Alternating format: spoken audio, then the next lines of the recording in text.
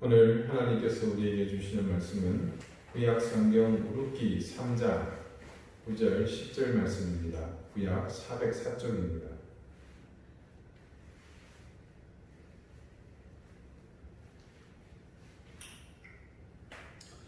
룻기 3장 9절 10절 말씀을 제가 봉독하겠습니다. 이제 다 같이 자리에서 일어나 하나님의 말씀을 경청하십시오.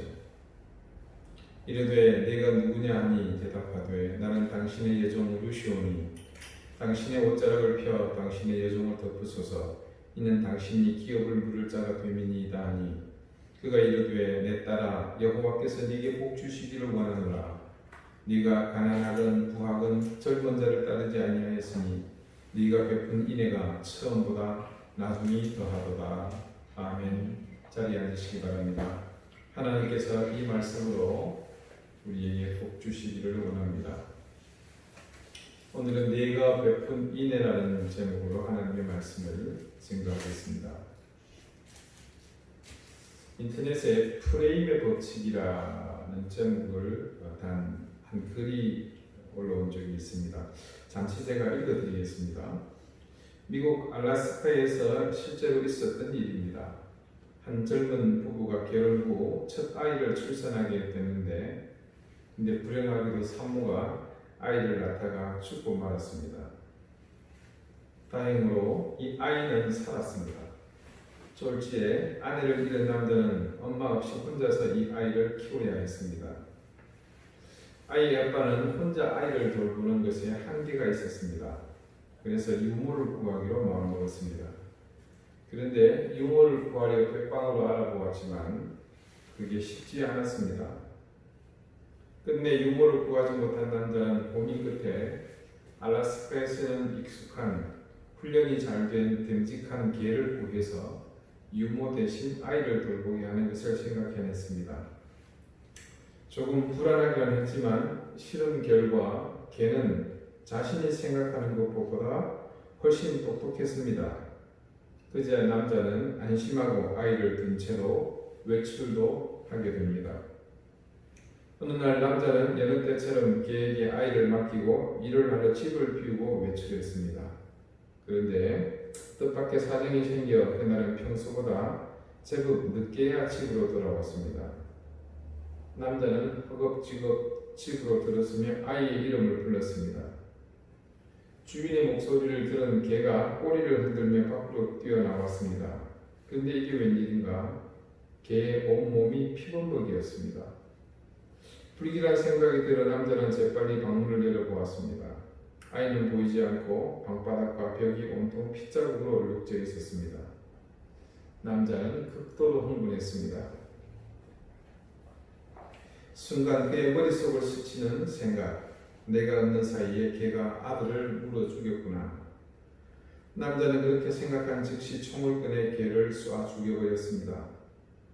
그런데 바로 그 순간 방에서 아이의 울음소리가 들려왔습니다. 총소리에 놀라 아이가 울음을 터뜨린 것입니다. 화들짝 놀란 남자가 방으로 들어가 보니 침대 구석에 쪼그려 앉은 아이가 울먹이며 자신을 쳐다보고 있는 것이 아닙니까? 당황한 남자는 밖으로 튀쳐나와 죽은 개를 살펴보았습니다.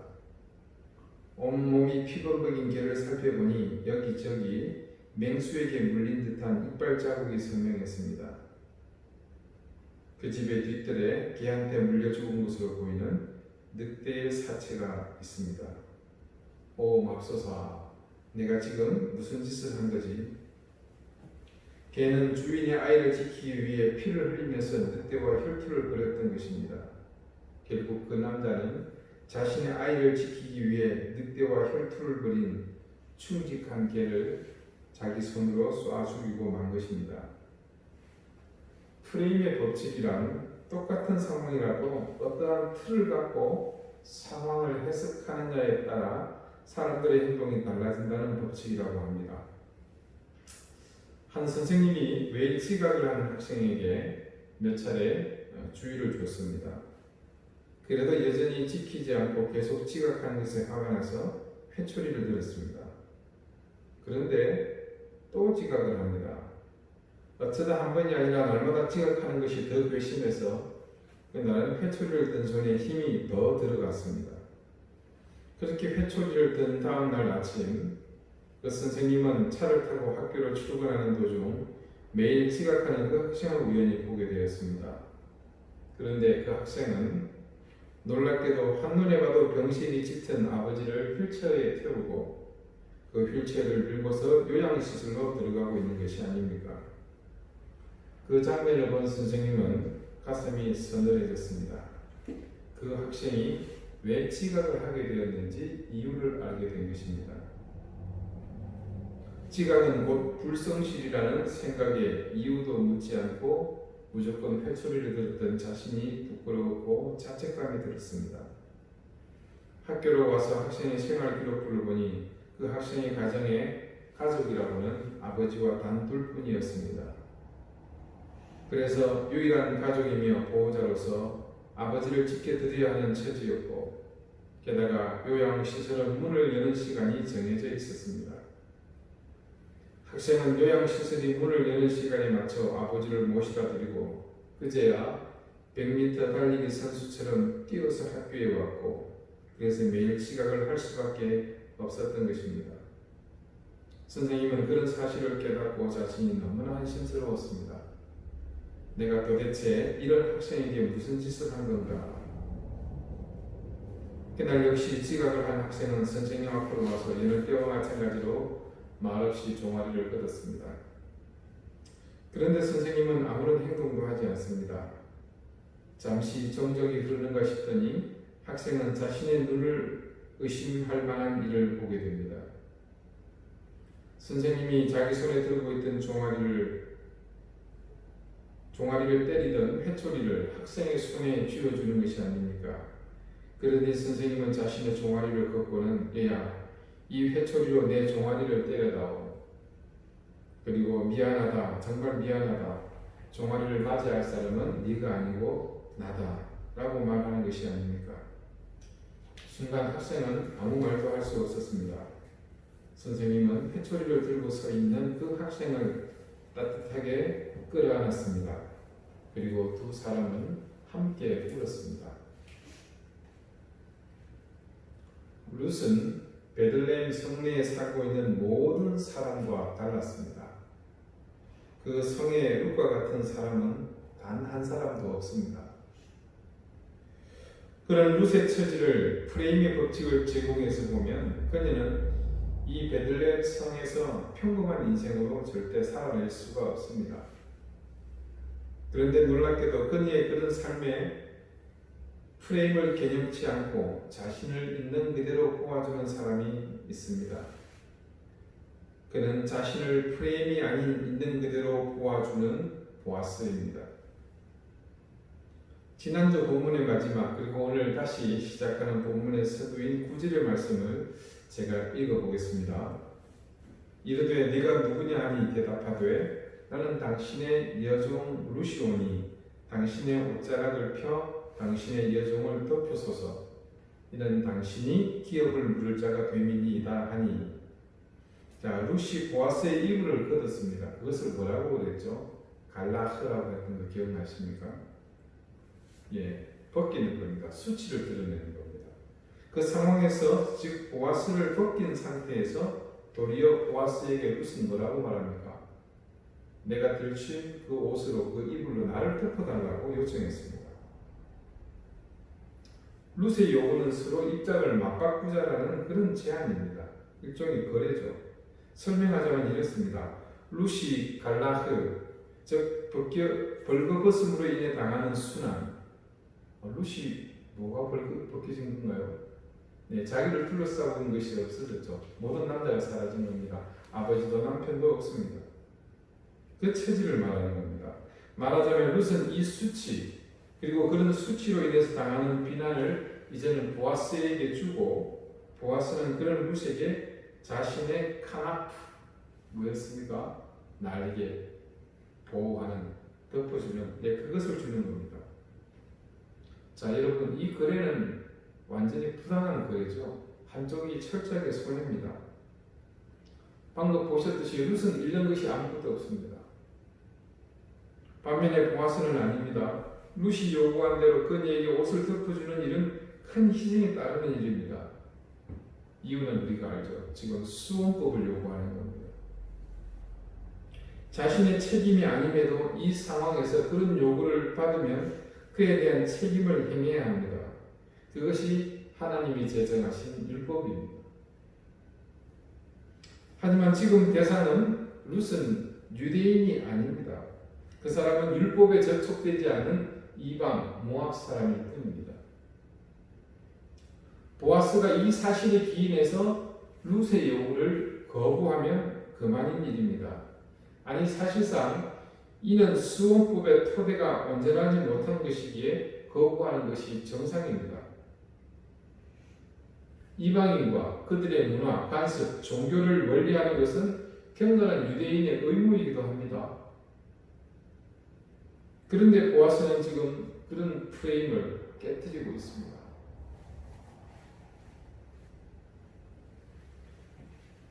또 다른 프레임을 깨뜨리고 있는 사람이 있습니다. 그 사람은 나오미입니다.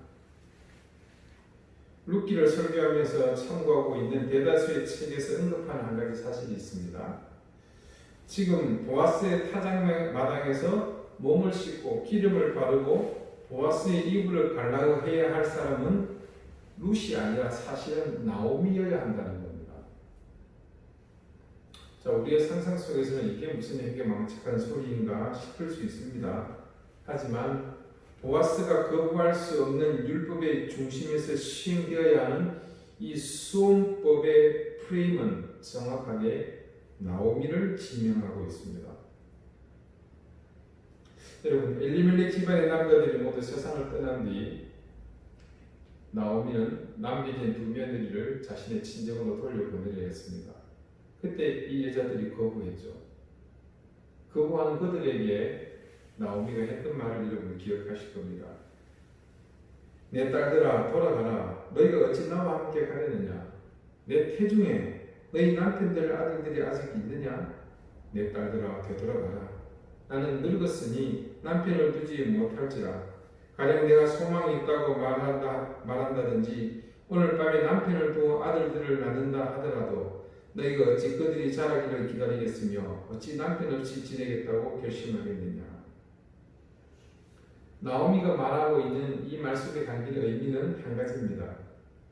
그녀가 자기 집안의 대를 이어야 하는 의무가 있는데 중추에 대한 의무가 있지만 아이를 낳아서 장성하기까지 적어도 20년 가까운 세월이 지나야 그것이 가능한 일이라는 말입니다.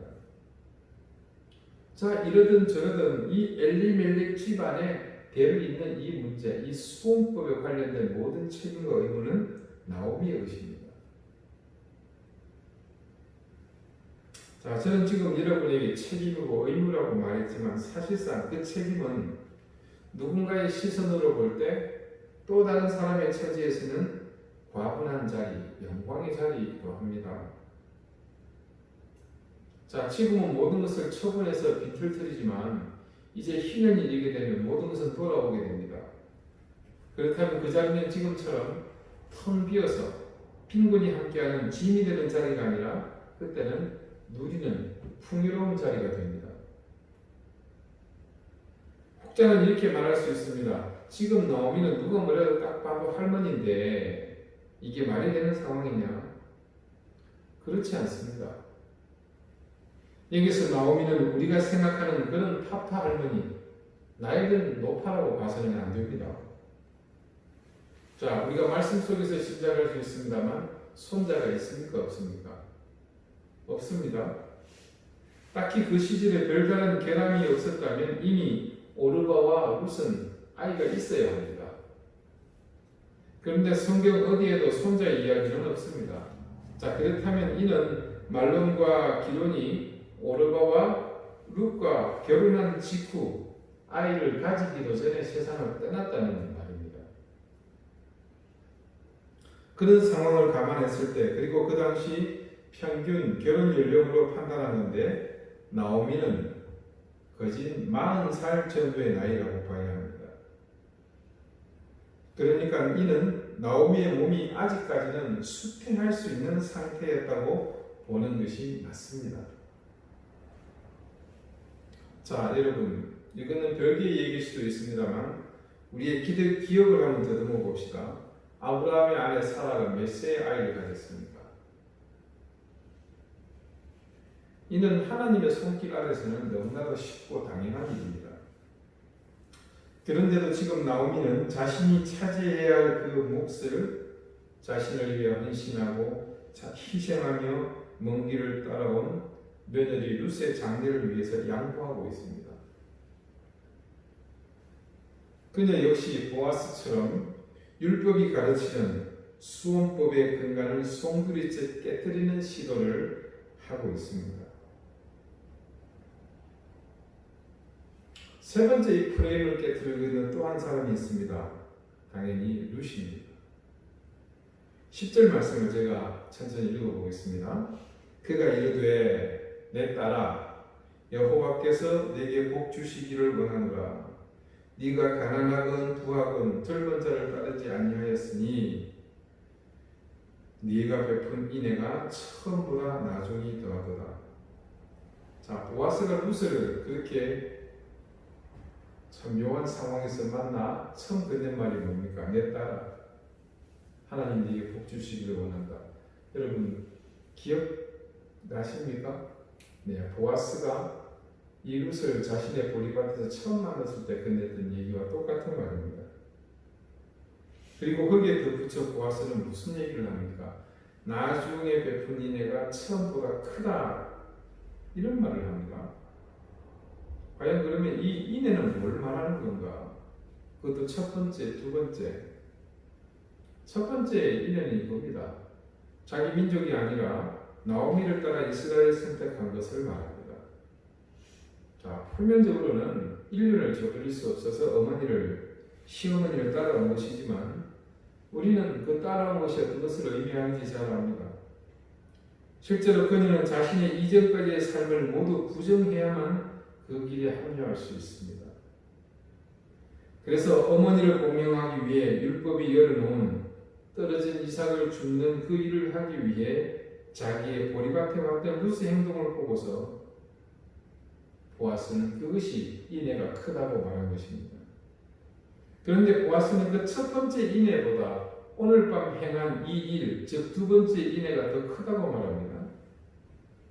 그것은 엘리멜렉 집안의 대를 잇기 위해 보아스 자신을 찾아와 결혼과 언약을 요구하며 또 한 번 자신을 희생하는 룻의 그 헌신적인 모습, 자신이 아닌 남을 생각하는 이타적인 그 행위를 가리킵니다.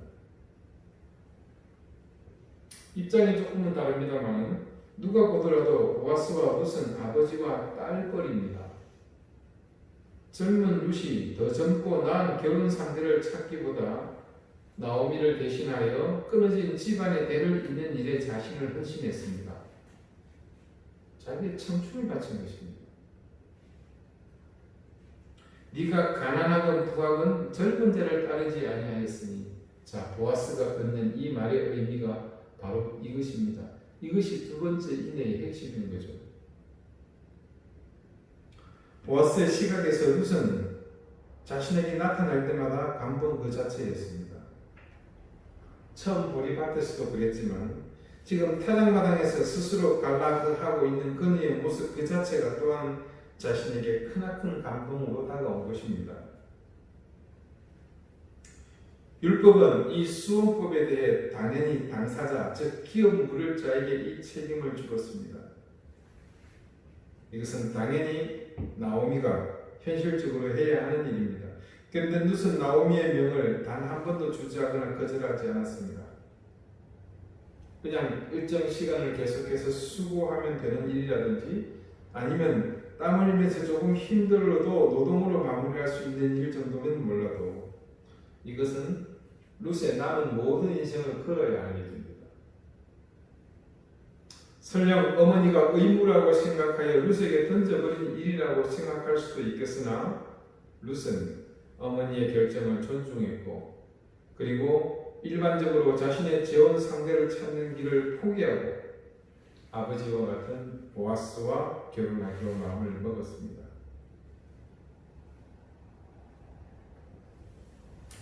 처음 알래스카에서 일어난 가슴 아픈 일과 지각한 학생의 이야기가 우리에게 시사하는 바가 참 큽니다. 사람들이 일반적으로 고착화해버린 프레임은 사실 우리를 많은 것에서 부자유하게 만듭니다. 그런 프레임은 오늘 얘기에서 보았듯 주인을 위해 자기를 희생하며 헌신하는 개를 알아보지 못하게 만드는 불행을 안겨주었습니다. 두 번째 그 프레임은 불편한 아버지를 위해 자신을 희생하며 최선을 다하는 훌륭한 제자를 알아보지 못하게 만드는 선생님 판단의 부자유함을 주었습니다. 그렇다면 우리의 일상은 얼마나 많은 일에 있어서 부자유함을 겪으며 살아야 할까요? 어쩌면 그것은 가족과 친구 그리고 이웃에게 더 나아가 사회 전체를 통해 모두를 좀 더 나은 곳으로 나가지 못하게 만드는 다양한 형태의 장애가 될 수 있습니다. 오늘 우리는 타장마당에서 일어난 이 일 속에 있는 깨어진 프레임에 대해서 함께 보았습니다. 보아스와 나오미 그리고 룻 이 세 사람은 공교롭게도 경건한 율법이 정한 프레임 속에 있으면서 모두 다 그 율법의 지시대로 따르지 않았습니다. 그렇다면 이것은 뭡니까? 네, 맞습니다. 율법을 범한 것입니다. 그러니까 그것은 죄입니다. 그런데 이 글을 읽는 어느 누구도 이 세 사람의 행동을 두고서 율법을 범한 죄인이라고 말하지 않습니다. 그들의 선택과 행동을 범죄라고 말하지 않습니다. 그 이유가 무엇이겠습니까? 분명 율법의 프레임을 이들이 깨뜨리고 있지만 그들이 모두 이 프레임을 깨뜨린 이유가 바로 자신을 희생하는 이타적 목적 때문이었기 때문입니다. 생각의 틀, 사고의 틀, 전통과 인습의 틀, 관계의 틀, 율법의 틀, 우리의 일상은 이렇듯 수많은 프레임들이 쌓이고 얽혀서 그렇게 돌아가고 있습니다. 그래서 많은 리더들은 이런 프레임을 깨는 시도를 하라고 종종 사람들에게 주문합니다. 그때 우리는 그들의 주문에 포함된 내용을 지혜롭게 살펴보아야 합니다. 과연 그 틀을 깨는 것이 내게 어떤 의미인지를 잘 판단해야 합니다. 틀을 깨는 것이 지금의 이 상황을 모면하기 위한 일회적 시도든지 아니면 무언가를 얻기 위한 욕심의 발로인지 그 의도를 우리는 정확하게 파악해야 합니다. 세상에 존재하는 많은 틀은 사실 여러분 그런 수많은 시행착오를 통해서 형성된 최선의 결과이기 때문입니다. 그래서 우리 그리스도인들은 이 프레임에서 자유하되 진정으로 그것이 나의 욕망의 길이 아니고 내 육적인 목적을 이루려는 방편이 아닌 것에서 자유할 수 있어야 합니다. 그것은 우리의 신앙에 있어서도 마찬가지입니다. 여러분도 아시겠지만 우리의 신앙생활이 얼마나 일반화되어 있습니까? 그런데도 실제로 그 일반화된 틀 속으로 들어가 보면 우리가 그렇게 한 것이 성경에 대해서 얼마나 무지해서 이렇게 했나 한 그것이 그대로 반영되어 있는 것을 볼 수 있습니다. 그럴 때 우리가 취할 가장 합리적인 태도는 바로 그 틀의 본질 속으로 들어가 보는 것입니다. 그 본질 속으로 들어가 보게 되면 이 틀, 이 프레임, 그러니까 우리에게 일반화되어 있는 이 신앙의 습관이 어떻게 만들어진 그 목적과 방향을 알 수 있습니다. 비록 일반화되어 있기는 하지만 그 세월을 거슬러 올라가 보면 이 일반화되어 고착되어 있는 신앙의 틀이 처음 만들어진 그때의 순수한 의도를 알 수 있기 때문입니다. 그렇게 만들어진 신앙의 틀은 대부분 그 의도와 방향의 핵심에 있어서 그것은 다름이 아닌 성경 말씀들입니다. 그리고 그 틀을 구성하고 있는 중요한 구조는 다른 무엇보다도 하나님의 사랑 외에는 없습니다. 그래서 우리의 일반화된 신앙의 방식도 때로 성경 말씀 위에서 하나님의 사랑의 토대 위에서 다시 살펴볼 수 있어야 합니다. 사랑하는 여러분, 우리는 시시각각 변하는 시대 가운데에서 현재 어느 때보다도 힘겨운 신앙생활을 이어가고 있습니다. 전염병의 위협 때문에 예배당에서 예배를 듣는 것조차 여의치 않은 시기를 보내면서 자칫 우리는 신앙의 근간마저 흔들릴 위험에까지 노출되어 있습니다. 그럴 때일수록 우리는 더욱 신앙의 근본에 충실해야 할 것이며 우리가 가진 틀에서 고착될 것이 아니라 그 본래의 의미와 목적을 찾아서 더욱 신실해져야 할 것입니다. 위대한 역사는 대부분 당대에 나타나기보다 세월이 흘러 그 가치가 빛을 발하는 경우가 더 많습니다. 우리가 지금 비록 힘들고 앞을 볼 수 없는 막막함에 망연자실해 있지만 누구보다도 신실한 신앙인으로 내가 아닌 타인을 배려하는 마음을 가지고서 예수 그리스도의 사랑을 실천하고 그것을 지켜나가십시다. 보아스도 나오미도 그리고 룻도 서로 그 시대를 규정하고 있는 그 틀보다 서로를 사랑하고 아끼는 마음이 강렬했기 때문에 그들은 그 틀을 벗어나서 더 큰 선을 이루는 일을 감당할 수 있었습니다. 놀라운 것은요, 이스라엘의 역사 가운데 최초로 기록된 이 율법의 프레임을 깨뜨리고 이루어진 그날 밤의 이 일이 종복에는 예수 그리스도를 통해 인류를 구원하시는 하나님의 역사를 놓는 단초가 되었다는 것입니다. 유다 지파의 계보에 그날 밤의 이 사건으로 최초로 이방인의 이름이 오르게 되었습니다.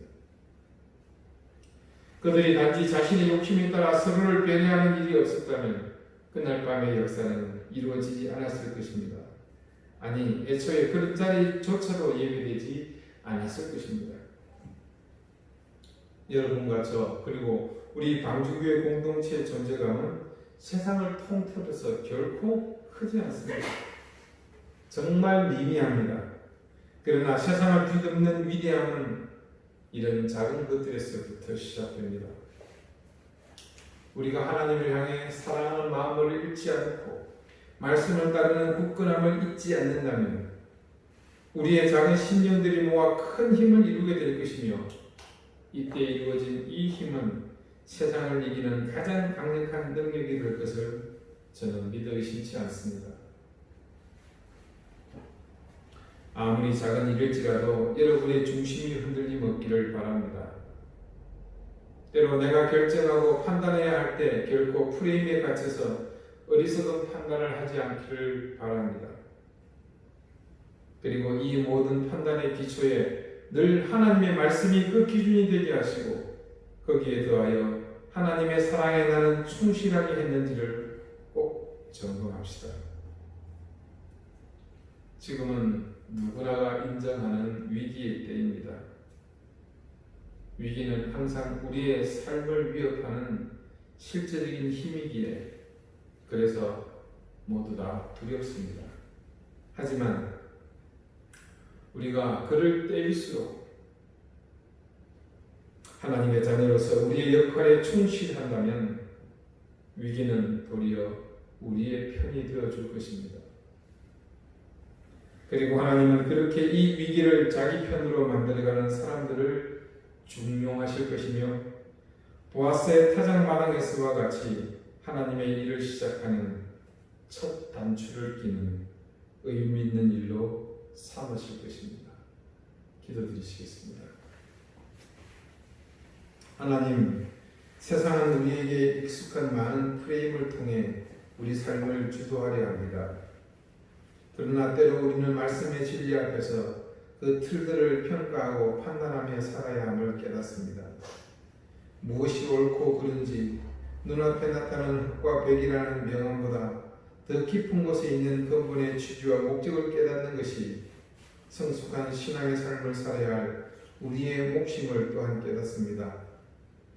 오늘 보아스가 자신을 찾아온 룻을 향해 스스로 감당하고자 했던 것, 룻이 어머니를 위해 스스로 자신의 인생을 던지며 오늘 보아스에게 자신의 운명을 맡긴 것처럼 우리도 우리 삶의 영역을 돌아보아 내 자신만을 위해 살고자 했던 그 욕망을 내려놓게 해주십시오.